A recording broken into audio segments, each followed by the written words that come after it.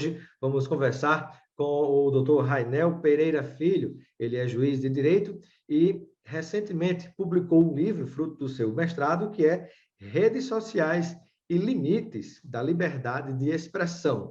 Será o tema de hoje da nossa entrevista e eu dou as boas-vindas ao Dr. Rainel ao nosso Espaço Cidadão. Muito obrigado, Robson. Saudações a todos que nos estão vendo e ouvindo. Obrigado pela sua presença. Eu gostaria de iniciar nossa entrevista lhe perguntando o que é que motivou a tratar de um tema tão importante que diz respeito a redes sociais e limites de liberdade de expressão. O lado político e social que nós vivemos, não é, Robson, tem exigido que nós estudemos esse tema a fundo e saiamos daquela superficialidade das discussões em rede social, em mesa de bar, esse tipo de coisa.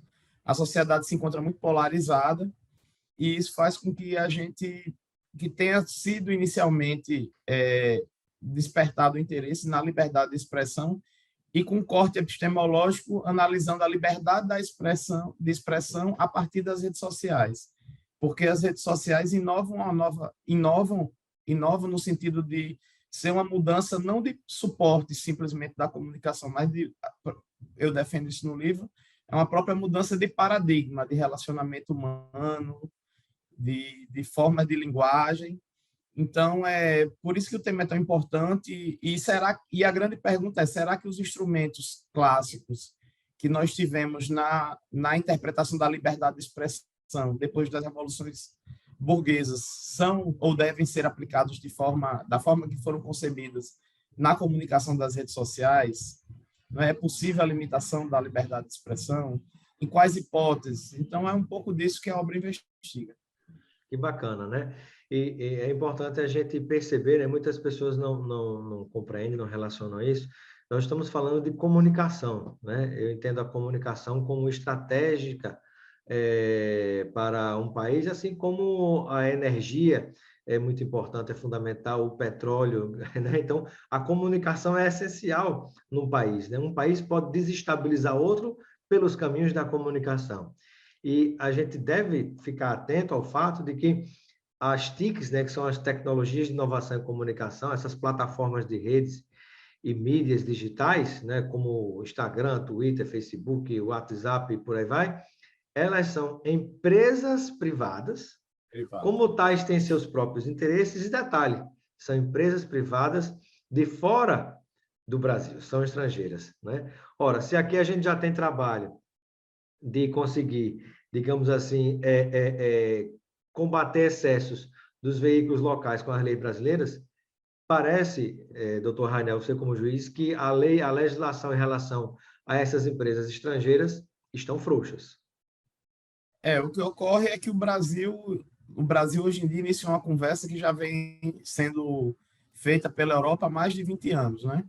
A gente aprovou a nossa Lei Geral de Proteção de Dados há cerca de 3, 4 anos no máximo, e o Marco Civil da Internet também é uma legislação muito recente.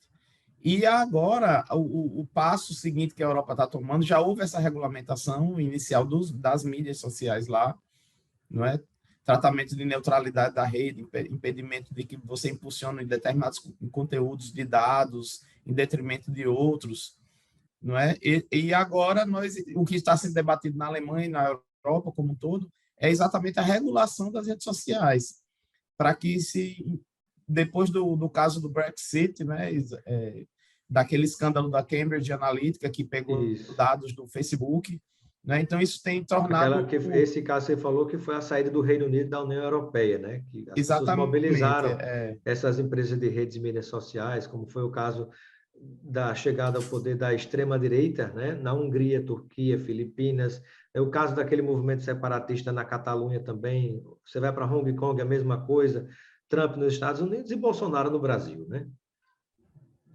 O que eu digo é o seguinte, é que a rede social e a internet ainda é um campo muito árido, não vou dizer que é um campo sem lei, mas é um campo muito árido, onde tudo ainda está muito aberto. E eu acredito que o primeiro espectro político que soube se aproveitar desse espaço realmente foi a extrema-direita, né? A direita e a extrema-direita, sem citar exatamente os atores, porque isso aí é uma questão pontual, e eu tento sair dessa visão microscópica para tentar abrir um pouco mais a visão. Mas, pela primeira vez, eu acredito que nós vamos ter uma campanha que será totalmente decidida, né, onde o fórum de discussão, o espaço público de discussão, será, em sua grande maioria, as redes sociais. Né? Eu digo que aquela antiga praça das cidades do interior, onde as pessoas ficavam fofocando, sabiam da vida dos outros, né? Comentavam os fatos políticos da cidade, hoje em dia são os grupos de WhatsApp. Né? Inclusive, uma colega... sai da cadeira de balanço e vai para o WhatsApp, né? É, na calçada. É verdade. Eu tenho uma colega que é juíza em Touros, e ela estava dizendo que a cidade de Touros tem uma cidade, explicando para a sua audiência que a cidade de Touros é uma cidade litorânea, que uma pequena e pacata aqui do Rio Grande do Norte, e que nessa cidade todo mundo que faz parte tem um grupo da cidade, Touros. Então, é nesse grupo que é debatido o que está acontecendo, questões de insegurança, quando há um assalto, né? Quando há uma demanda para a prefeitura, tudo é comentado nesse grupo de WhatsApp. Então, isso é um fenômeno que vai se repetir nas eleições. Né? O palco de discussão e de guerra de narrativas ideológicas, de arregimentamento de pessoas, vai ser todo nas redes sociais. Perfeito. E aí você falava de um ponto muito importante, né, que era essa questão da dificuldade de se conseguir, digamos assim, no mínimo, colocar regras claras, né, de respeito à ampla convivência, à civilização, né, entre os seres humanos, no que diz respeito às redes e mídias sociais, né, que ainda estão absolutamente sem limites, né? Às vezes é mais difícil você atacar uma pessoa no tete-a-tete, embora hoje já tenha acontecido em muitos casos, mas às vezes parece que quando você está por trás do universo das redes e mídias sociais, o sem limite fica mais visível ainda, né? O Robson, e isso é propiciado pela própria forma de interação humana nas redes sociais, né? Isso são características do que você acabou de falar, que eu trato no livro, que é exatamente a privatização do espaço público, certo? Porque a gente, nas redes sociais, nós inundamos um espaço público de discussão com informações privadas, com informações pessoais, e essas informações pessoais dificultam o entendimento. Não é? Tem um autor sul-coreano chamado Woo Chul-han, que ele diz exatamente que a época da transparência é a época do fim da confiança. Então, quando você não consegue estabelecer ligações de confiança por não saber, eu não sei tudo sobre a sua vida, mas eu confio em você e tento conversar com você para que a gente possa estabelecer pautas comuns. E que pautas que não digam interesse apenas ao meu interesse individual, né? Que não digam respeito apenas ao meu interesse individual. Então, as redes sociais, ela substituem, além dela privatizar o espaço público, ela substitui o que os doutrinadores, as pessoas que estudam, chama de ética do cidadão, que é a possibilidade de criar pautas comuns, pela ética do consumidor, que tem uma infinidade de escolhas e escolhe, né, o que quer a partir de uma quantidade ilimitada de escolhas. E a gente sabe para tomar decisões incomuns, nós não podemos apenas olhar os nossos interesses individuais. Então, a própria plataforma de rede social, ela nos torna um ser individualizado em busca de atenção. Não é? Exato. E essa atenção, muitas vezes... dentro do espaço público, que é a internet, né? Que é a internet. Que às vezes a pessoa não entende que é um espaço público. Né? Mas eu estou pagando, estou no celular, eu estou pagando a internet. Sim, mas o espaço da internet... O espaço é público. A empresa é privada, mas o espaço é público. Ela conecta pessoas, né? Ela conecta pessoas. Então, o que está ali é o espaço público. Então, esse tipo de... Apontam também com uma questão de descorporificação, né? Você não está ali como corpo, você perde a capacidade de ter empatia pelo outro. Né? Então, isso tudo gera e possibilita a propagação do discurso de ódio. Né? Exatamente. O discurso de ódio é um discurso que ataca minorias, que ataca a dignidade das pessoas humanas, né? Que atenta contra o direito da intimidade. Então, existem um mundo de possibilidades e que a rede social ela facilita esse tipo de propagação do discurso odioso. Hoje em dia, quem consegue mais cliques são as pessoas que dão opiniões as mais estapafúrdias possíveis. Esse aqui é um problema, né, e que tem que ter cuidado, porque às vezes as pessoas acham, mas as plataformas de redes e mídias sociais digitais são neutras. Não são, né? Repito, são empresas privadas, como tais, têm seus próprios interesses e elas conseguem, digamos assim, manipular literalmente a sua forma de participação, porque como você acabou de citar, né, você tem um incentivo se você usar uma linguagem mais apelativa, mais agressiva, né? Você repercute mais, né? Os próprios algoritmos, né? Essa palavrinha técnica, os algoritmos das redes, eles captam isso e impulsionam você, né? Daí que você tem esse comportamento acirrado que é realmente muito, muito preocupante. E na sua visão, doutor Rainel, eu queria que você pudesse compartilhar conosco sobre, digamos assim, onde é que começa, digamos assim, a liberdade de expressão de um e termina essa liberdade de expressão, né? Qual que é este limite? Essa é uma questão bem complicada, inclusive Questão eu de Enem, estou... né? É questão de tese de doutorado, de dissertação de mestrado. A questão que a gente tem que entender é que nas redes sociais e na discussão pública atualmente, fala-se muito no modelo americano, né?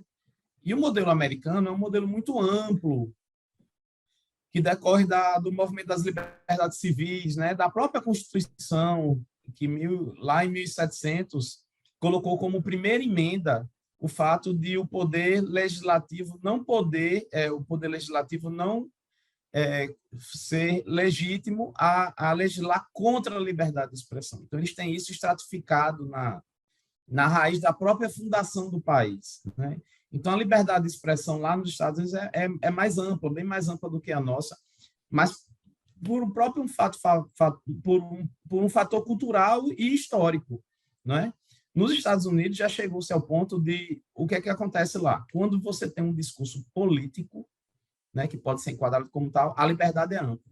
Então já houve um caso decidido pela Suprema Corte dos Estados Unidos em que 4 jovens foram na casa de uma família negra, lá atearam fogo a uma cruz em chamas e ficaram falando palavras de ordem de supremacia branca.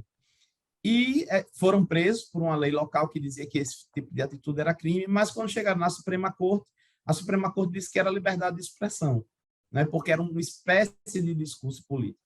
Nos Estados Unidos há um partido nazista constituído e atuante.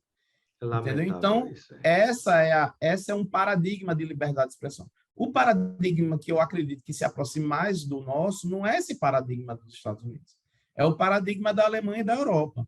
Porque se você olhar as disposições constitucionais da Alemanha, ela consagra a liberdade de expressão, mas ela permite a limitação da liberdade de expressão por leis gerais e para defender o interesse da infância e da juventude e a privacidade. Então, nós temos um cabedal jurídico muito mais próximo do que se tem na Alemanha, ou seja, a gente admite a liberdade de expressão, a gente impede a censura. O que é a censura? A censura é a análise do discurso prévio.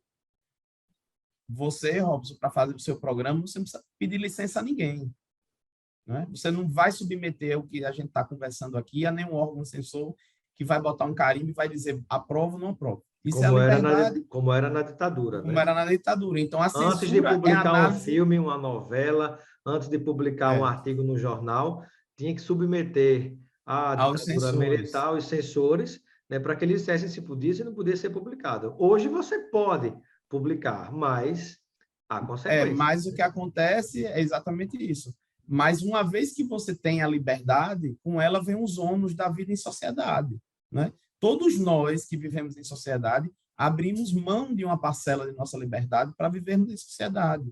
É fato comezinho dizer que meu direito começa onde termina o do outro. Então, isso se aplica às liberdades, é óbvio. Que o exemplo daquela plaquinha de é proibido fumar quando você chega em alguns lugares, que diz assim, né? Seu direito de fumar acaba quando começa a minha necessidade de respirar, né? Ou seja, você tem direito, mas até o uma momento... questão de saúde pública. Não, né? atropele o direito do outro, né? Então, do mesmo jeito, liberdade de expressão não é não pode ser confundida com liberdade de agressão, de ataque ao outro, né? Como bem disse o ministro Alexandre de Moraes, né? Então, no direito brasileiro, a gente pode limitar em determinadas formas. Por exemplo, a gente tem criminalizado a proibição do discurso racista, não é? Não é que você não possa falar um discurso racista. Se você falar, vai ser considerado crime e você vai ser preso. Se você fizer um discurso, um post, uma publicação em redes sociais que atinja a dignidade humana de alguém, né? Que zombe com uma deficiência, por exemplo, se zombar com a deficiência é crime também. Então, você tem a liberdade, mas você vai ter o ônus dessa liberdade, né? O ônus de respeitar a vida privada, né? De respeitar a dignidade humana, né? Nós, na Constituição, temos uma série de valores que devem conviver entre si, né? A honra, a privacidade, a dignidade humana tem que conviver com a liberdade de expressão. Não há uma prevalência da liberdade de expressão em relação a todos esses outros direitos, não é? O que se proíbe é a censura. A censura é o quê? É a análise prévia. Mas a responsabilização posterior, a retirada de um conteúdo na internet, depois que se verifica que ele agrediu a intimidade, a dignidade da pessoa humana, isso é completamente possível no nosso ordenamento. Por isso é que eu estudei o assunto e acredito que a nossa matiz de interpretação é muito mais voltada para o que está sendo conversado na Europa do que essa liberdade nos Estados Unidos. Mas a gente tem que ver também que essa liberdade nos Estados Unidos hoje em dia não é tão ampla, né? Tanto é que Trump foi expulso do Twitter. Eu sei que o Twitter como você bem falou, é um meio de comunicação privada, mas ele tem um termo de condições de uso que responde a determinadas características. Então, acreditou-se que aquele discurso dele, aqueles tweets dele, antes da invasão do Capitólio, né, insuflaram a violência. E, a partir daí, ele foi expulso do Twitter. E, até hoje, não houve nenhuma decisão judicial nos Estados Unidos que permitisse a sua volta. Não é? Então, a gente tem uma série de discussões que estão acontecendo hoje no mundo, né? Um quadro político polarizado que não é só aqui do Brasil, né? Você mencionou vários casos aí de outros países, mas que a gente tem essa nova realidade, que é comum a todos esses países, né? Teve um movimento e que a polarização Espanha, é normal. O problema é a violência, né? a violência, a O incentivo agressão. ao ataque ao outro, né? Esse é que é o problema, né? Porque as pessoas acreditam que palavras são sempre palavras. Não, palavra uma conduta, a linguagem, a fala, é uma conduta que antecede a um ato. Então, se eu normalizo determinadas questões, determinadas posturas de agressividade, né, de desrespeito aos direitos humanos, isso vai uma hora recuar na sociedade, né? Numa hora, na Alemanha, de uma hora para outra, se instaurou-se um regime nazista. Não, havia um discurso que referendava aqueles valores que, numa hora, num determinado momento, por uma convergência de fatores múltiplos, fez com que a população desse apoio àquele tipo de política extrema, né? Então, o grande poder e a grande necessidade das instituições no Estado democrático de direito é o seu papel que a gente chama de contramajoritário. O que é o papel contramajoritário das instituições? É impedir que a maioria esmague as minorias, não é? As Uma maiorias precisam democracia conviver com as minorias, né? E cada um conviver com as respeitando minorias, as diferenças. quaisquer que sejam. Porque se é uma democracia verdadeira, vibrante, a maioria é sempre episódica, não é? É isso que a gente tem que entender, que a maioria ela não é sempre maioria. Não existe uma voz do povo. A voz do povo é o que é construído nas casas legislativas, através de um processo de debate. Eu sei que para a gente, na atual conjuntura, com tanta denúncia de corrupção, é difícil a gente vislumbrar esse tipo de coisa. Mas, em tese, as casas legislativas foram criadas para isso, para construir de forma racional a vontade do povo, não é? Então, por isso que a democracia nada mais é do que um determinado autor americano chama de república das razões. O Estado tem um poder, mas para ele usar esse poder, ele tem que justificar. E essa justificativa se dá através dos debates, de uma sociedade civil atuante, né, que respeite a liberdade de expressão, por óbvio, mas também que respeite a existência dos outros, né, das minorias que naquele momento histórico, naquele momento, naquele dado, não estão ocupando a maioria, não têm suas ideias prevalentes, mas mas ela tem que existir para que a democracia se torne possível. E, num dado momento, minoria vira maioria, né? As coisas mudam realmente. Exatamente, né? as maiorias e as ataca minorias tanto, são episódios. e às vezes se ataca tanto o Congresso Nacional, os deputados, os senadores, mas a gente poderia perguntar, e por um acaso foram os cidadãos de Marte que votaram nos deputados e senadores que estão lá? Quem foi que escolheu, né? Então, de um modo ou de outro, acaba refletindo, né, parcelas da população brasileira ou de qualquer país que tenha parlamento também, né? Mas, caminhando para o final da nossa entrevista, né, conversando aqui com o Dr. Rainel Pereira Júnior, né, que é juiz de Direito e lançou recentemente o livro Redes Sociais e Limites à Liberdade de Expressão. Eu gostaria que você compartilhasse com quem nos acompanha nesse momento, doutor Rainel, qual é a grande reflexão, mensagem que você traz nesse livro, diante de tudo que você pesquisou, estudou e aprendeu? A grande reflexão que eu coloco no livro, e evoco muito a questão do direito europeu e alemão para confirmar o que eu penso, inclusive o próprio direito americano, é que a concepção da liberdade de expressão, mesmo nas redes sociais, ela foi criada, a liberdade de expressão, para servir a um valor. Ela não foi criada do nada, do nada nada surge, né? Mas ela foi criada para referendar, para possibilitar a democracia.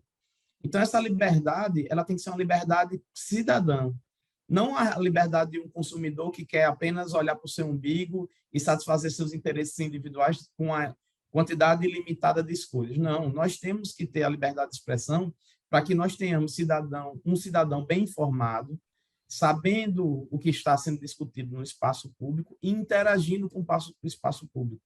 A liberdade de expressão não é uma liberdade simplesmente, ela é um dever cívico ligado à própria existência e à praxis da democracia. Perfeito.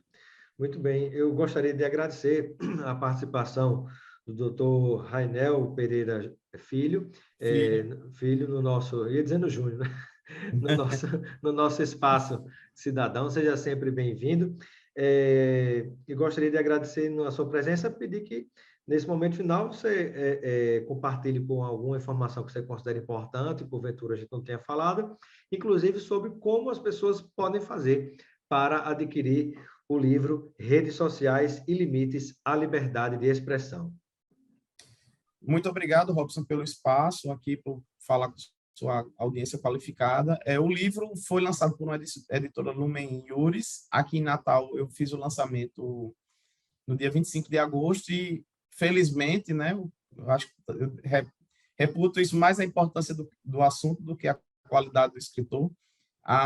As edições físicas que tinham aqui em Natal à minha disposição foram todas vendidas. Acabou. Mas é possível. Os físicos, né? Os físicos. Mas é possível adquirir o livro pela internet, pelo próprio site da Lumen Iuris, né? Colocando o título, né? Liberdade de Expressão em Redes Sociais. No site da Lumen Iuris é possível adquirir a obra. Maravilha. Muito obrigado pela sua participação no Espaço Cidadão e seja sempre bem-vindo. Muito obrigado, Robson. Até a próxima.